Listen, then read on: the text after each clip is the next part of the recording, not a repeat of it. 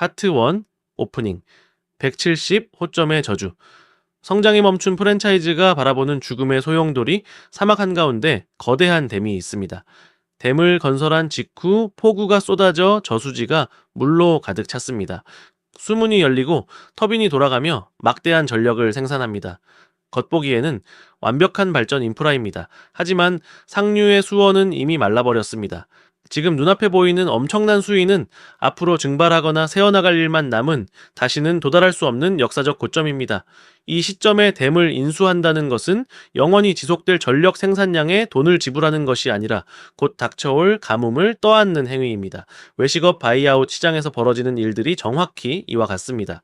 신규 출점이라는 포구가 쏟아져 장부상 이익이 극한으로 부풀어 오르는 순간 매도인은 자본 회수를 준비하고 시장은 기업 가치를 끌어내리기 시작합니다. 오늘 시간에는 샤브 올데이로 유명한 올데이 프레쉬 딜의 표면적 밸류에이션이 아닌 그 이면에 설계된 구조적 맹점과 통제 메커니즘을 해체합니다. 파트 2 스트럭처 브레이크다운.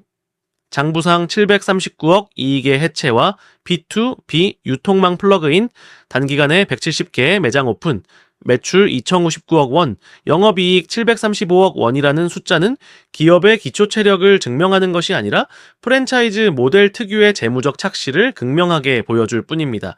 시장이 이 회사에 부여한 상각 전영업 이익 대비 기업 가치 배수가 겨우 2.2배 수준이라는 점을 직시해야 합니다.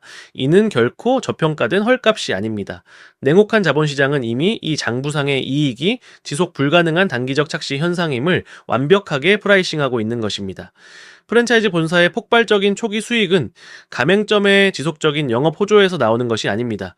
가맹비, 교육비, 그리고 무엇보다 인테리어와 초기 집기 세팅 과정에서 수취하는 일회성 마진이 그 실체입니다.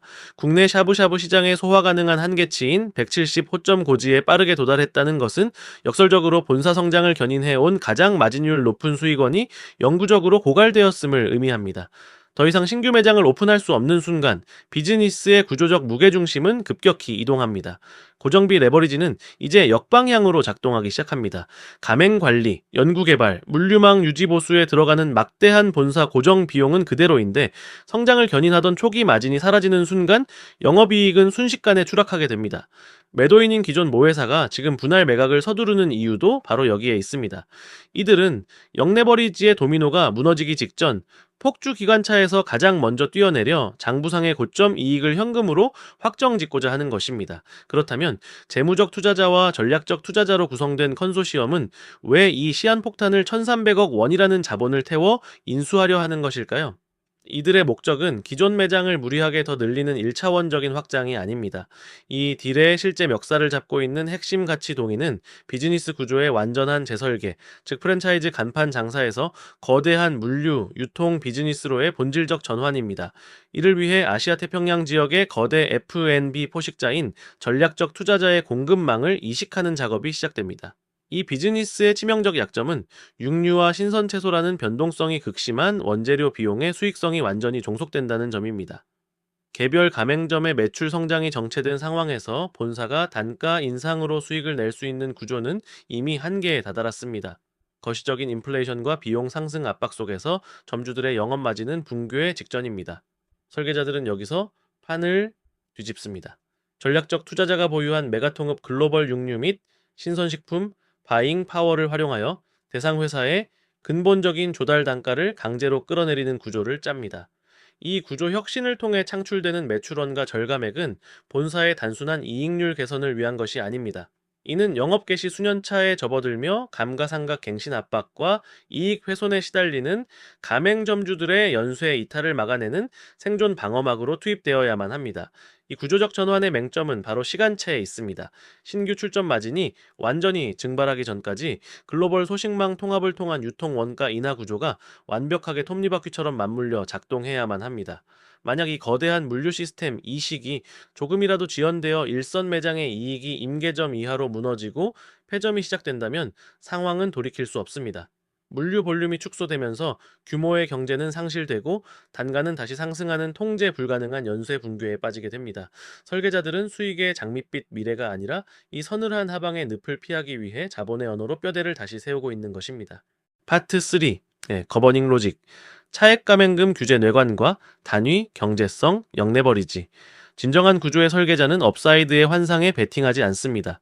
그들은 오직 최악의 시나리오가 도래했을 때 자본이 어떻게 생존할 것인가, 즉 하방 통제의 거대한 성벽을 쌓는데 모든 지적 역량을 집중합니다.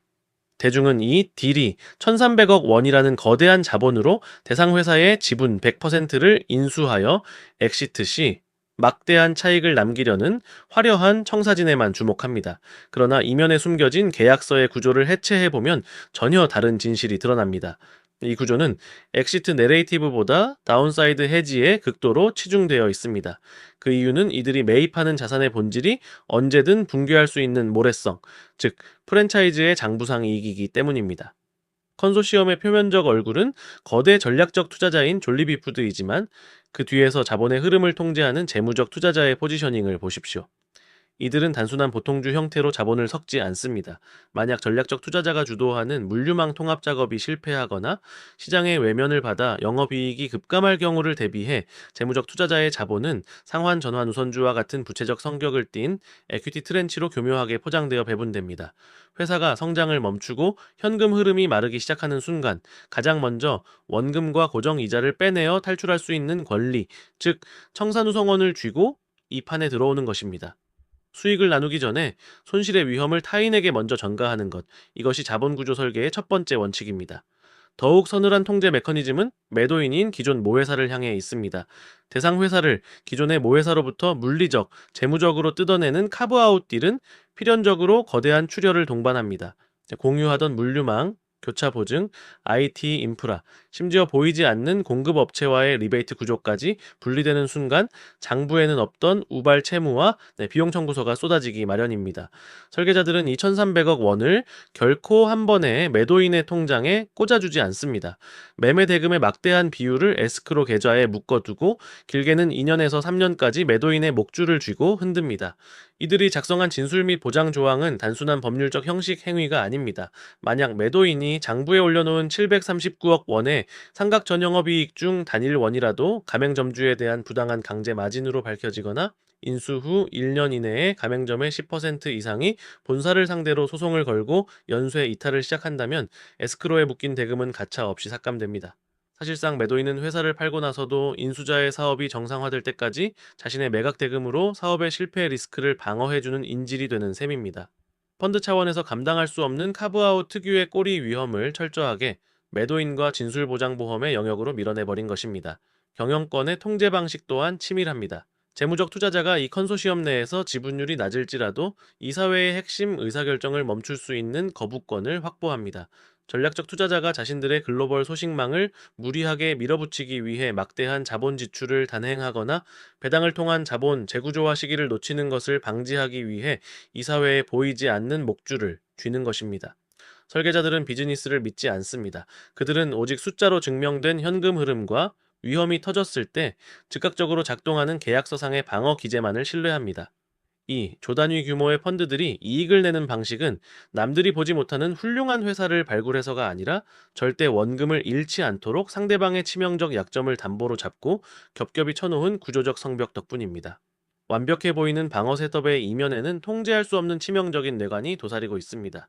우리는 이 기업의 겉포장이 아닌 비즈니스 모델 깊숙한 곳에 자리 잡은 구조적 취약점이 외부의 거시적 충격과 만났을 때 어떻게 전체 밸류에이션을 붕괴시키는지 냉혹하게 직시해야 합니다. 첫 번째 뇌관은 비즈니스 모델의 근간을 이루는 마진의 정당성입니다. 회사가 170개의 점포에서 거둬들인 막대한 영업이익의 이면에는 규제 당국이 언제든 칼을 빼들 수 있는 필수 품목 지정과 차액 감행금이라는 짙은 그림자가 깔려 있습니다. 만약 이 압도적인 이익이 본사가 독점적 지위를 이용해 가맹점주에게 인테리어 비품, 식자재의 유통 마진을 과도하게 수취한 결과물이라면 이것은 경쟁 우위가 아니라 시한폭탄입니다. 공정거래위원회의 규제 프레임이 바뀌거나 직권조사가 들어와 수익 구조를 강제로 투명화해야 하는 순간 장부상 이익의 절반은 허공으로 증발합니다. 정상화된 재무제표 위에서 밸류에이션은 완전히 무너져 내립니다. 두 번째 뇌관은 거시 환경과 내재적 취약성의 교차 타격입니다. 샤브샤브 비즈니스는 본질적으로 육류와 대량의 신선 채소에 절대적으로 의존하는 공간입니다. 기상이변, 폭염, 전 지구적인 에그플레이션이 발생하여 공급망에 타격이 올 경우 원가는 순식간에 30% 이상 폭등합니다. 일반적인 외식업이라면 가격을 올려 소비자에게 전가하겠지만 무한 리필 혹은 가성비를 표방하는 이 비즈니스는 가격 전가력이 극도로 취약합니다. 결국 본사가 그 원가 부담을 떠안거나 점주들에게 전가해야 하는데 전략적 투자자의 글로벌 소식망이 완벽히 통합되기 전에 공백기 동안 이 충격이 발생한다면 현금 연소율은 통제 불능 상태에 빠집니다. 이러한 위험들은 개별적으로 끝나는 것이 아닙니다. 위험의 본질적 파급 효과는 악순환의 궤적을 그립니다. 원가가 상승하여 점주의 영업 마진이 무너지면 마침 감가상각 갱신 주기에 접어든 2년에서 3년차 매장들은 재투자를 포기하고 연쇄적인 간판 내리기, 즉 폐점을 선택합니다. 매장 수가 줄어들면 본사가 자랑하던 물류망의 규모의 경제는 즉각 상실되고 바잉 파워가 약해지며 조달 단가는 또다시 상승합니다. 점주가 떠나고 원가가 폭등하는 이 거대한 소용돌이 속에서 한 번 무너진 단위 경제성은 영구적인 기업 가치 훼손으로 이어집니다.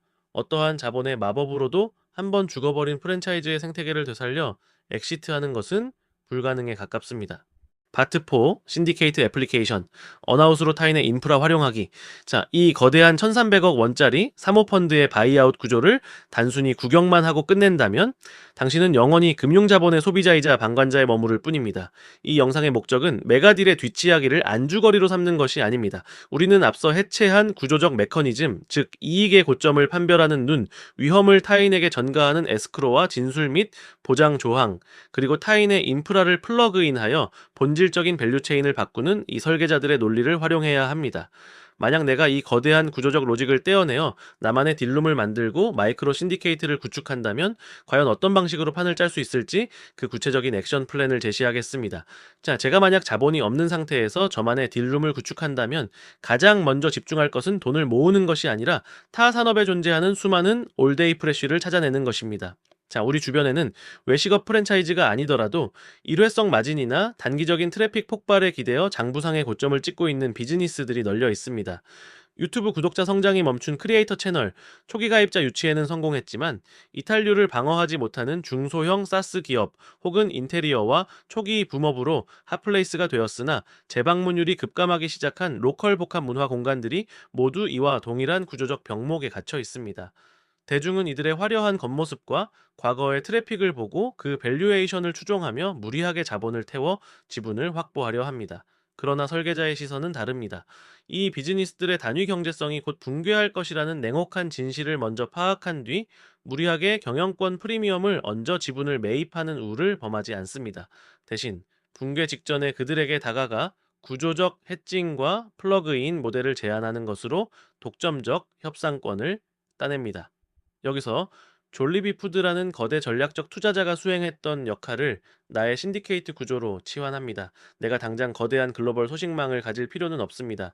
대상 비즈니스의 원가 구조를 획기적으로 낮추거나 완전히 다른 수익 모델로 전환할 수 있는 연결망 자체를 주는 것이 핵심입니다. 성장이 멈춘 크리에이터에게는 조회수 기반의 애드센스 수익을 대체할 수 있는 자체, 브랜드 커머스 밸류 체인을 플러그인해 줍니다. 이탈률이 치솟는 사스 기업에게는 트래픽을 즉각적인 오프라인 B2B 매출로 치환할 수 있는 파트너십 구조를 덧붙여 줍니다. 나는 이 연결의 통로, 즉 파이프라인의 밸브를 독점함으로써 대상 기업이 창출하는 새로운 현금 흐름의 최상단에 올라탑니다. 자본 방어 장치 또한 철저하게 복제해야 합니다. 지분 투자를 단행해야 하는 상황이라면 사모펀드들이 카브아웃 딜에서 매도인의 목줄을 쥐는 방식을 차용하십시오. 절대 현금을 한 번에 지급해서는 안 됩니다. 매매 대금을 지급하는 대신 대상 비즈니스의 핵심 지표가 유지되는 것을 조건으로 하는 언아웃 방식의 계약을 체결하거나 수익이 일정 수준 이하로 떨어질 경우 나의 지분율이 강제로 상승하는 레칫 조항을 삽입합니다. 이는 돈 한 푼 들이지 않고도 상대방이 스스로 자신의 비즈니스 생명 연장을 위해 필사적으로 뛰게 만드는 완벽한 위험 전가 장치입니다. 나는 대주주가 아니더라도 이 사회의 핵심적인 자본 지출에 대한 거부권을 행사하며 비즈니스의 하방을 철저히 틀어막은 차에 업사이드의 과실만을 취하는 비대칭적인 수익 구조를 완성할 수 있습니다. 단순히 남의 돈을 모아 투자하는 펀드 매니저가 되려 하지 마십시오. 타인의 붕괴하는 비즈니스의 시스템을 이식하고 발생할 수 있는 모든 리스크를 계약의 언어로 상대방에게 밀어내며 지분율이 아닌 통제권으로 전체 판의 헤게모니를 장악하는 것.